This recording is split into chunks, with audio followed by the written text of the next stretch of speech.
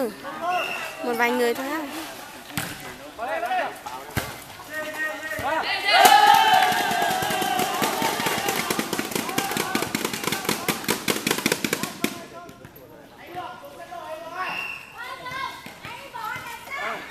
Hai trận trên ba tứ đây nào.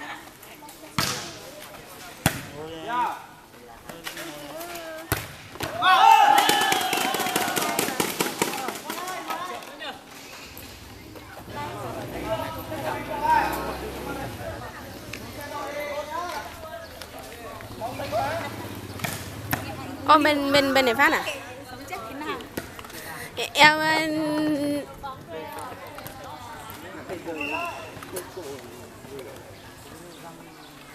Răng này còn răng tốt hết rồi bê tông.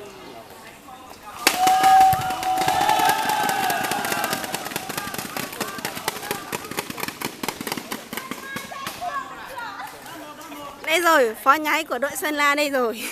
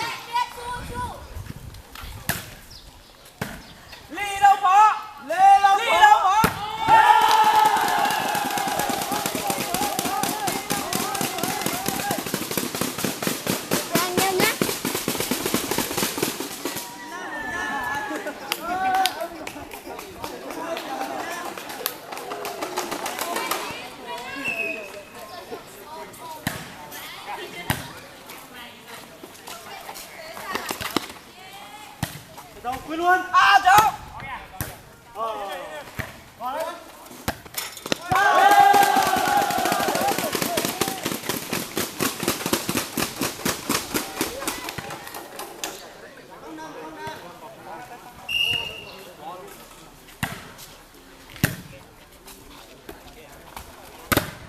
Long ơi.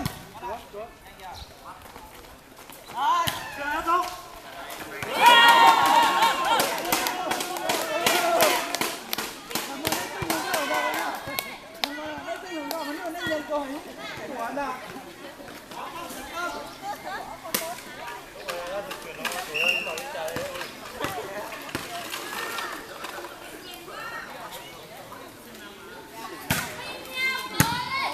Long ơi. Long ơi. Long ơi.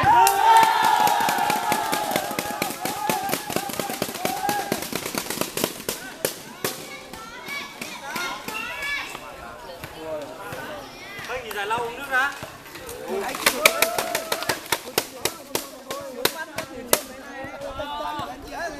Bên một đây, bên một chục.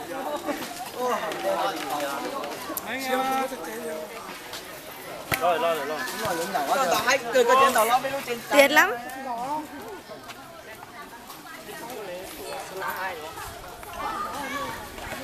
Có chúng tôi nhìn không sát là.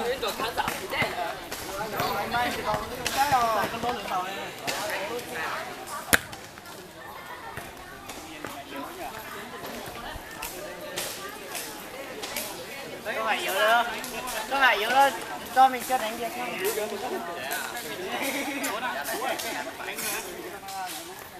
Em lo rồi.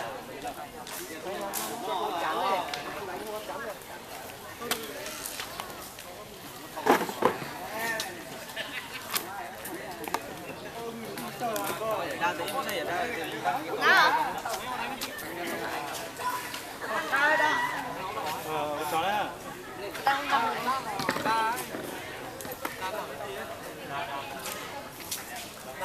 Cố lên đi.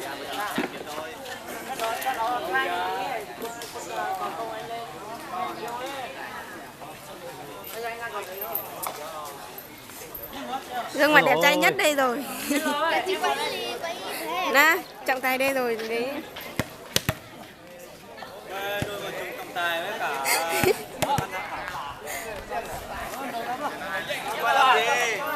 Trọng tài mà. Anh ơi. Anh nhảy mấy phát liền nhưng mà đéo có ai chám luôn. Tấn công phải không phát.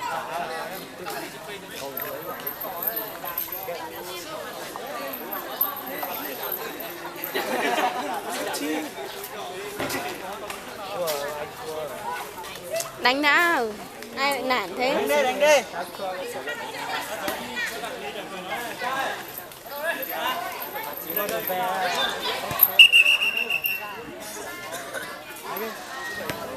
Đánh đi. Anh ơi.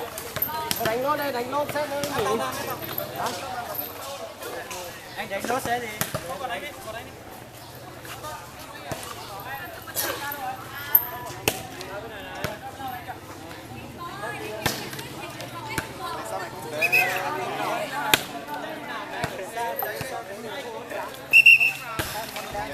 Wow, đang điểm bên nào đấy?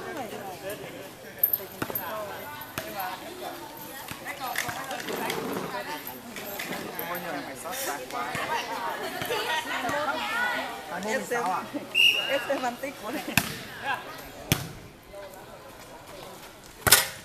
26 22 16.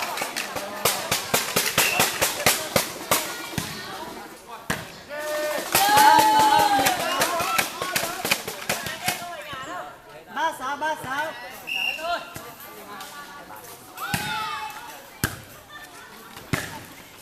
Còn sao đây?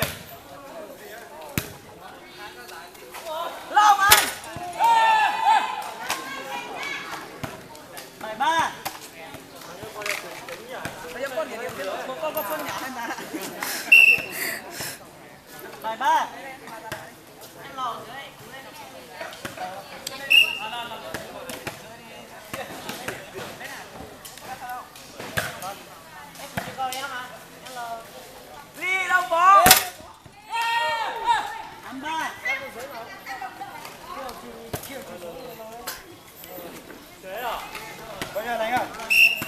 23.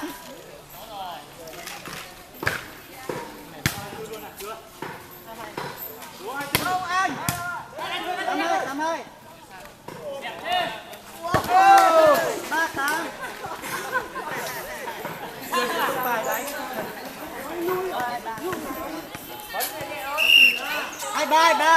Hai ba 18. Chín ba. Chín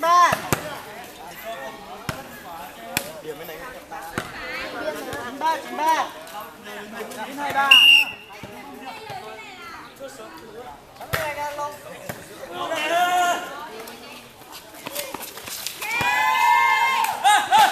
Không ba cái đi. Không ba ấy.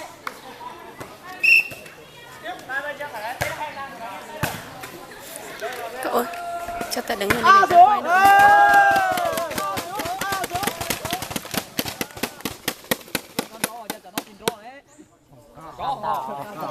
Một ba. À không, 4 không. Tài mà đầu điểm như thế à? Có cái đầu con này. Có lúc cưng nhận chứ. Có biết đầu để auto đầu đọc hai nào. Đây. A số.